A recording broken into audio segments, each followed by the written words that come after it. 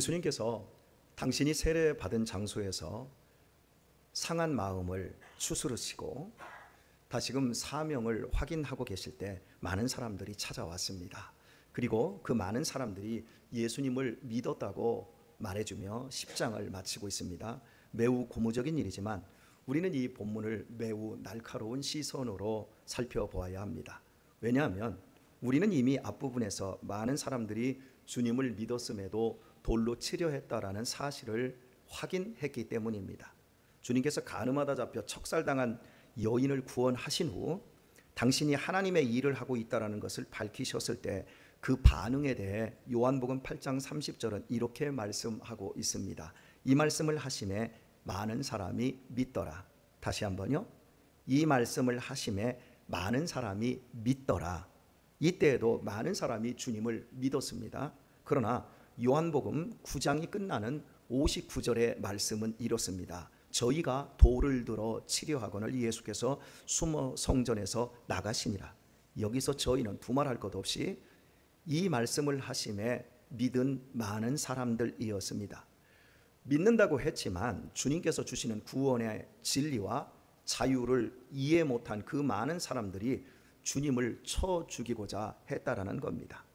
오늘 본문에서도 많은 사람이 예수님을 믿었다고 하지만 실상 주님께서 십자가에서 죽임 당하실 때 그들은 예수님을 십자가에 못 박으라고 소리치던 성난 군중으로 돌변해 버렸습니다. 믿는다고 했지만 결정적인 순간 죽일 만큼 미워하는 쭉정이가 된 이런 믿음을 어떻게 설명을 해야 할까요? 이런 면에서 우리는 그 많은 사람이 예수님을 믿었다라는 말씀에 대해 깊이 있게 살펴보아야만 합니다. 41절에서 그들은 이렇게 고백했습니다. 요한은 아무 표적도 행치 아니하였으나 요한이 이 사람을 가리켜 말한 것은 다 참이라. 요한은 세례 요한이고 이 사람은 예수님을 의미합니다. 말씀 그대로 세례 요한은 아무런 표적도 없는, 즉 기적을 베풀지 못한 무능력한 선지자였습니다.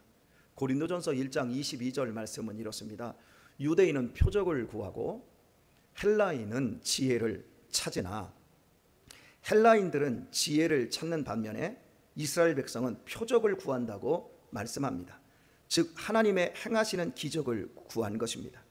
이것이 헬라파 유대인이었던 바울이 경험한 유대인들의 정체성이었습니다.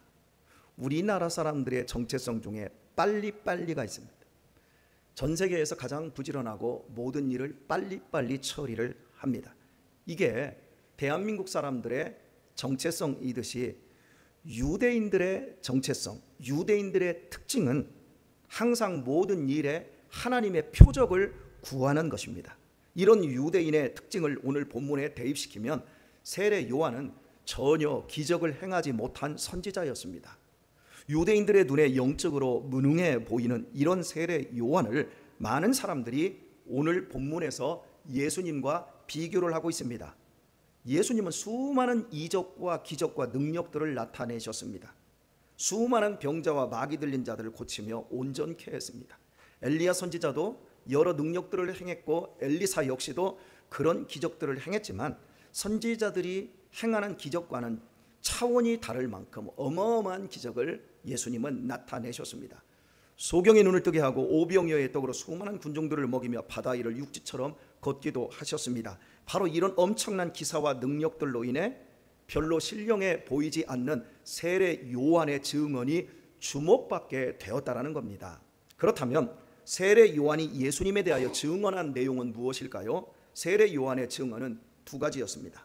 그 첫 번째 증언이 요한복음 1장 29절입니다. 이튿날 요한이 예수께서 자기에게 나아오심을 보고 가로되 세상 죄를 지고 가는 하나님의 어린 양이라. 주님께서는 이 세상의 모든 죄를 대속하실 하나님의 어린 양, 곧 구원자라고 첫 번째로 증언을 했습니다. 요한의 두 번째 증언은 요한복음 1장 32절부터 34절에 나타나 있습니다. 요한이 또 증언하여 가로되 내가 봄에 성령이 비둘기같이 하늘로서 내려와서 그의 위에 머물렀더라. 나도 그를 알지 못하였으나 나를 보내어 물로 세례를 주라 하신 그이가 나에게 말씀하시되 성령이 내려서 누구 위에든지 머무는 것을 보거든 그가 곧 성령으로 세례 주는 이인 줄 알라 하셨기에 내가 보고, 중요한 핵심입니다, 그가 하나님의 아들이심을 어떻게 하였노라? 증언하였노라. 두 번째 세례 요한의 증언의 핵심은 예수라고 하는 존재가 하나님의 아들이라는 겁니다. 이렇게 세례 요한의 두 가지의 증언을 종합해 보면 예수님은 하나님의 아들로 우리의 구원자라는 사실입니다. 그리하여 많은 사람들이 예수님을 믿었다고 전해주고 있는 것입니다. 그런데 이상하지 않습니까? 정말 그들이 세례 요한의 증언을 참으로 여기고 예수님을 구주와 하나님의 아들로 믿었다고 한다면 믿고 의지하고 순종했어야 할 터인데 도리어 예수님을 제거하는 데에 이르게 된 것일까요? 하나님의 아들로 나를 구원하러 온 구세주를 믿은 사람들이 어찌 예수님을 죽이는 데 일조한 것일까요? 그 답을 추적하는 것이 오늘 설교의 핵심입니다. 여러분에게 힌트를 드린다면 표적이라고 하는 단어에 있습니다. 예수님께서는 많은 기적을 보이심이 곧 당신이 구원자 하나님의 아들이심을 나타내므로 당신을 믿고 당신의 말씀을 믿고 당신을 믿고 당신을 의지하고 당신의 말씀에 순종하여 이 세상 죽음의 권세에서 구원을 받고 눈에 보이지 않는 영원한 생명을 받도록 해주기 위해서였습니다. 그래서 복음서는 기적을 표적이라 기록하고 있습니다. 표적은 신호라는 뜻입니다. 영어로는 사인이라고 할 수 있습니다. 어떤 사인을 보내주고 있고 어떤 신호를 보내주고 있는 겁니다. 기적을 행하시는 바로 이분이 구원자 하나님의 아들이라는 것을 알려주는 강력한 신호, 그게 표적입니다. 그러나 많은 사람들이 주님의 마술과 같은 기적을 자신들의 삶의 부귀영화와 건강을 줄 표적으로 바꾸어 믿어버리는 겁니다. 사람은 있는 그대로 사람을 보지 않습니다. 내가 인식한 대로 사람을 봅니다. 사람은 보여지는 대로 보지 않습니다. 보아야 할 것대로 보고요, 보고 싶은 대로 봅니다. 이게 사람입니다. 그러니까 표적이 나타났는데 그 표적을 보고 사람들이 자기가 원하는 생각으로 그 표적을 바꾸어 버리는 겁니다. 죄에서의 구원과 영원한 생명은 생각도 않는 겁니다. 오직 이 세상에서의 부귀영화와 소원 성취에만 초점을 맞추는 겁니다. 그러므로 군병들에게 체포당하여 더 이상 예수님이라는 분이 표적을 행할 수 없다고 여겼을 때 그들 모두는 미련 없이 주님을 떠나버리고 만 것입니다. 교회 안에는 쭉정이 신앙을 가진 사람들이 있습니다. 그들은 완벽하게 알곡 신앙을 가진 사람들과 구별되지 않습니다. 그러나 마지막 추수 때에 가면 그들은 쭉정이로 판명이 됩니다.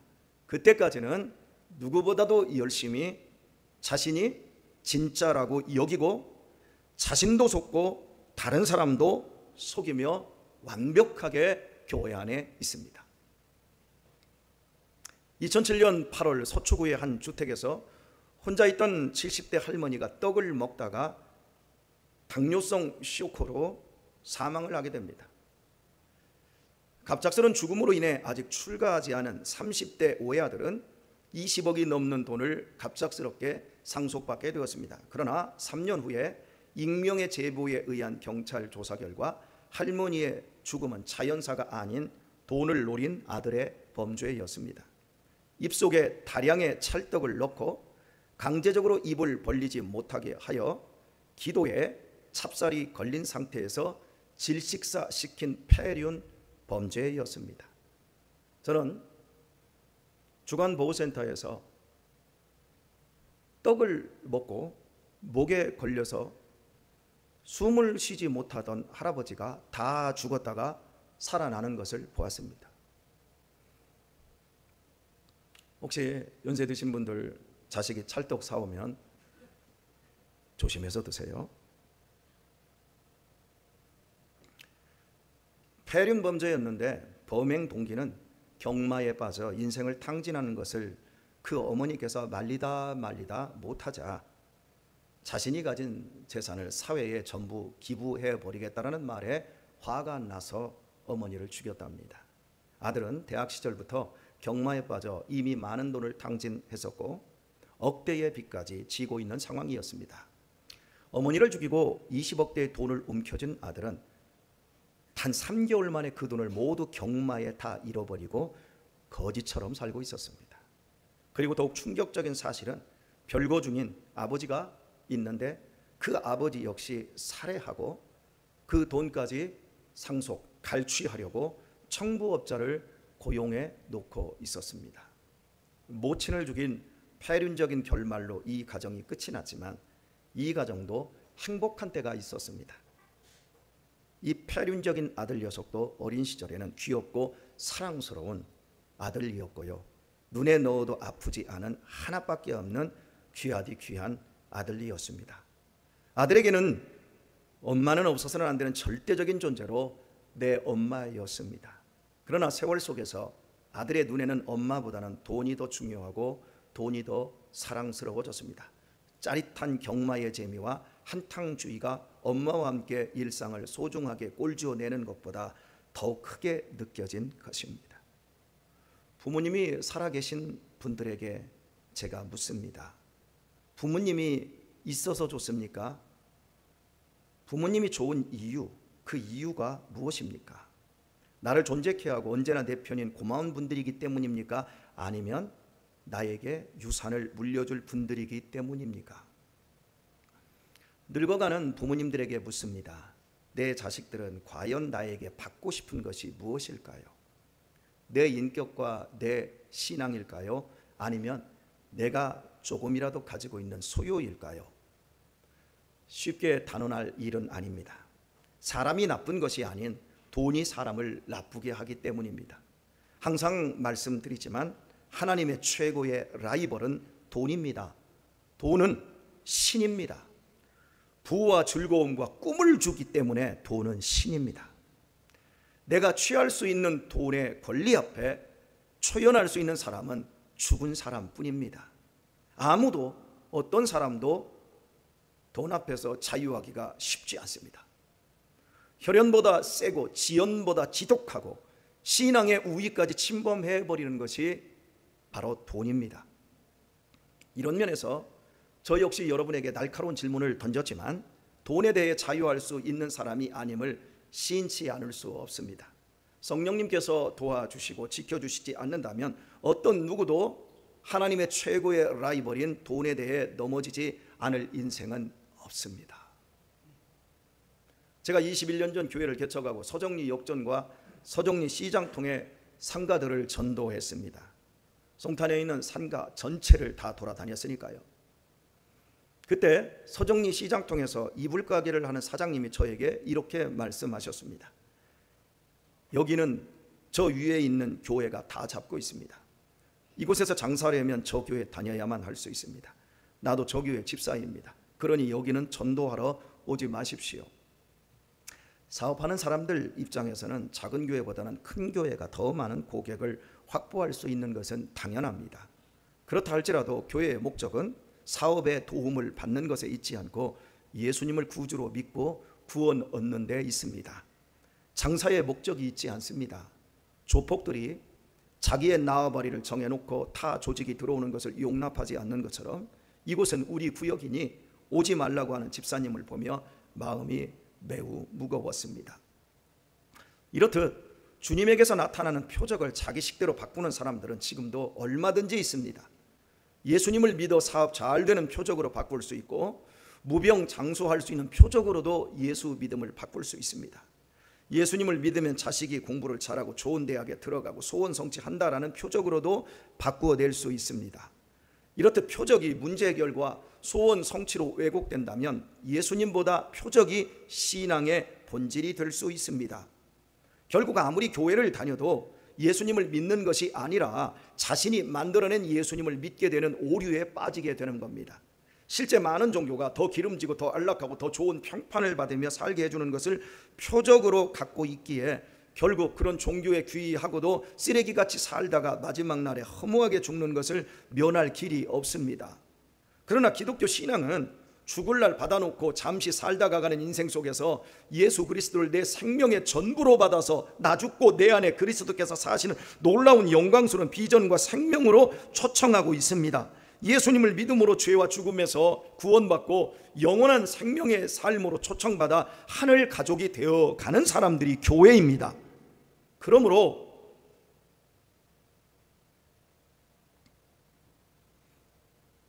믿음으로 말미암아 참된 믿음을 가진 사람은 죽음의 공포가 없습니다. 교회는 다른 종교들과는 다르게 매우 영광스럽습니다. 하지만 안타깝게도 소원성취와 만수무강을 신앙의 본질로 가져 쭉정이 신앙으로 변질될 유혹이 있습니다. 이런 이유 때문에 교회는 지난 2000년 동안 우리가 무엇을 믿는지 정확한 신앙의 표준을 만들었고 그것을 매주 2000년 동안 고백을 해왔습니다. 그것이 사도신경입니다. 사도신경의 내용에는 표적 이야기가 없습니다. 소경이 눈을 뜨고 안진뱅이가 일어나고 오병이의 기정 이야기가 사도신경에는 없습니다. 철저히 표적은 침묵합니다. 사도신경의 핵심은 무엇입니까? 예수님이 성령의 능력으로 동정녀의 몸에서 태어나신 하나님의 아들이라는 것과 우리를 위해 십자가에서 죽으시고 3일 만에 죽음을 깨뜨리고 부활하셔서 우리들의 구주가 되셨고 우리에게 영원한 생명 주셨음이 핵심입니다. 그러므로 그리스도인이 예수님을 믿는 까닭은 그분이 다른 종교에도 있는 소원 성취의 표적들을 행하셨기 때문이 아니라 그분께서 나의 죄를 대속해 주신 구원자시요 나를 영원한 생명으로 인도하실 하나님의 아들이시기 때문입니다. 이처럼 예수 그리스도를 믿을 때에 우리의 죄가 사함을 얻고 우리 몸이 비록 세상에서 흙으로 돌아갈지라도 반드시 그리스도 안에서 영원한 생명을 누리게 됨을 믿는 믿음이 신앙의 참된 내용임을 사도신경이 보여주고 있습니다. 가이사랴 빌립보에서 베드로는 예수님을 향해 주는 그리스도시요 살아계신 하나님의 아들이십니다 라고 고백을 했습니다. 베드로의 고백과 세례 요한의 증언은 정확하게 일치했고 그 고백을 받으신 주님께서는 이렇게 말씀하셨습니다. 내가 이 반석 위에 내 교회를 세우리니 음부의 권세가 이기지 못하리라. 우리 교회를 포함 이 땅 위에 있는 모든 교회와 모든 그리스도인이 중심으로 믿고 고백할 믿음의 핵심입니다. 내가 이 반석 위에, 이 반석은 무엇입니까? 주는 구원자십니다. 살아계신 하나님의 아들이십니다. 이 반석, 이 신앙 고백 위에 누구의 교회를 세워요? 내 교회, 당신의 교회를 세우셔서 음부의 권세, 즉 지옥의 권세가 이길 수 없게 하시겠다 말씀했습니다. 이 고백 위에 교회가 세워진 겁니다. 이와 같은 믿음을 지닌 교회라면 음부의 권세가 결코 이기지 못하리라고 주님께서 단언하셨습니다. 우리의 허욕에서 나오는 소원 성취와 문제 해결이 요구하는 표적으로 인해 예수 그리스도를 믿는 엉터리 신자가 되지 마십시오. 나의 소원 성취와 욕망을 위한 표적을 우상으로 삼는 믿음으로는 결코 죽음의 강을 건널 수 없습니다. 표적 그 자체는 나에게 영원한 생명과 천국을 안겨주지 못하며 나를 진리의 사람으로 변화시켜 주지도 못합니다. 오히려 우리가 추구하는 그 표적으로 인해 우리는 주님과 점점 멀어지게 될 뿐입니다. 그리고 내 비루한 소원에 상처가 있는 결정적인 순간 주님을 배신하는 쭉정이가 될 뿐입니다. 주 안에서 사랑하는 교우 여러분, 우리 각자는 내 삶의 마지막 시간을 어디에서 보낼 것 같습니까? 사고사나 심장마비가 아닌 이상 대부분 중환자실에서 산소호흡기의 도움을 받으며 마지막 숨을 멈출 것입니다. 그때 지인들이 제한된 면회 시간에 얼굴을 보고 슬픈 표정으로 나간 후 혼자 남겨지게 될 것입니다. 설령 옆에 가족들이 지켜보고 있다 할지라도 죽음만큼은 혼자 대면해야 합니다. 죽음에 대한 문제가 해결되지 않았다고 한다면 시시각각 다가오는 죽음은 두렵기만 할 것입니다. 이렇게 죽음과 대면하기 전까지는 보여지고 육감적인 것만을 추구하며 살아왔지만 그러나 죽음을 맞이할 때만큼은 그동안 전혀 생각지 못한 것과 실용적이지 않은 것을 생각하게 될 것입니다. 천국과 지옥, 영벌과 영원한 생명, 하나님과 하나님의 구원, 사후 세계에 대한 답을 알고자 치열하게 고민할 것입니다. 그렇게 종교적인 인생으로 생각이 바뀌어지게 되고 죽음 너머의 확실한 보장을 확보하고자 애쓸 것이 분명합니다. 이때 사후세계의 안전과 복락을 확실한 보장으로 가지게 된다면 죽음을 담대하고 기쁘게 맞게 될 것입니다. 그러나 많은 영적 고민에도 불구하고 여전히 보장 없는 죽음을 맞이하게 된다면 매우 두려울 수밖에 없을 것입니다. 지금까지 죽음을 앞둔 사람들에게 평안과 사후세계의 가장 큰 소망을 주신 분은 예수님 분이십니다. 죽음 앞에서 예수님보다 절대적인 안정을 주신 분은 이 세상에 단 아무도 없습니다. 단언하건대 없습니다. 왜냐하면 예수님은 당신의 죽음과 부활로서 당신을 믿는 자들에게 영원한 생명과 천국을 약속해 주셨기 때문입니다. 그러므로 교우 여러분, 살 시간이 짧아질수록 더욱 주님을 사랑하고 친밀하여 행복하게 살도록 하십시다. 절대적인 두려운 죽음을 이기게 해주신 사랑의 주님이시라면 우리의 소소한 삶을 왜 지키고 돕지 않겠습니까? 믿으시기를 바랍니다. 주님은 친히 요한복음 14장 27절에서 이렇게 말씀하셨습니다. 평안을 너희에게 끼치노니 곧 나의 평안을 너희에게 주노라. 내가 너희에게 주는 것은 세상이 주는 것 같지 아니하니라. 너희는 마음에 근심도 말고 두려워하지도 말라. 성경에 나타난 모든 기적과 이적과 능력은 이슬 같은 허무한 인생을 구원하시려는 하나님의 신호입니다. 지금 내 마음에 예수님이 죄와 사망에서 나를 구원하신 하나님의 아들로 믿어지십니까? 그렇다면 나 스스로에게 평안을 선포하십시오. 절대적으로 평안하십시오. 절대적인 행복을 선언하십시오. 내가 고백하고 선포하고 선언하는 그 신앙을 삶으로 열매 맺으며 살아가시기를 바랍니다. 그때 우리는 쭉정이 신앙이 아닌 참된 크리스찬으로 승리하게 될 것입니다. 우리 김동철 장로님 할아버지시지요? 많이 늙으셨어요. 여기 지금 늙어가고 있는 분들 참 많습니다. 그런데 김 장로님 아직 늙지 않았어요. 우리 김경순 권사님 늙으셨나요? 아직 안 늙었어요. 신학식 집사님 아직 안 늙으셨어요.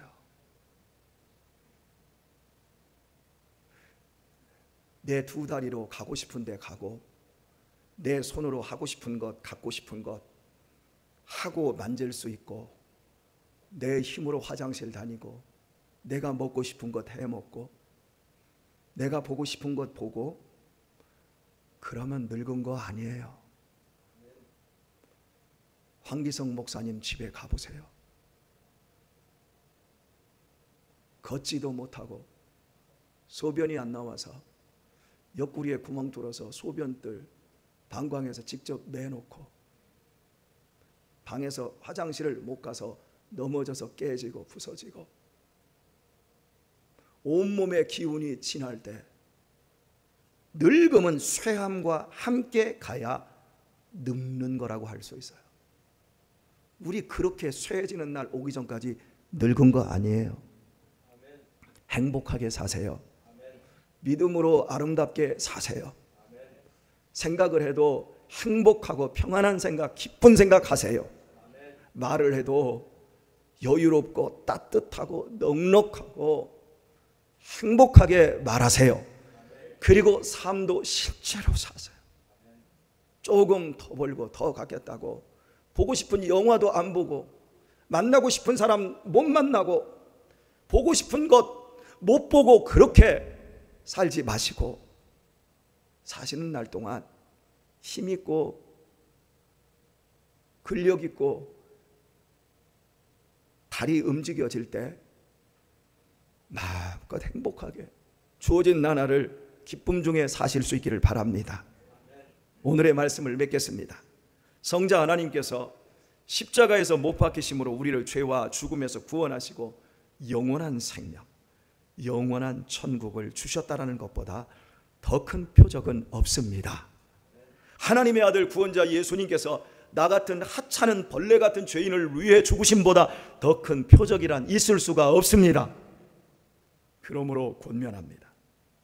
나를 죽음과 그 공포에서 건지신 예수 그리스도를 믿고 그분을 쫓아 사는 자가 되도록 하십시다.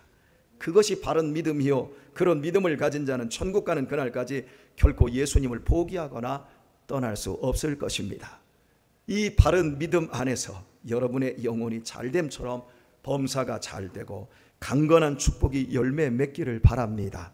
부디 지혜로우셔서 예수 그리스도의 죽음과 부활을 참된 믿음의 표적으로 삼아 신실한 일상들을 사시다가 이 세상 떠나가는 날에 웃으시면서 천국으로 이사할 수 있기를 예수님의 이름으로 축원드립니다.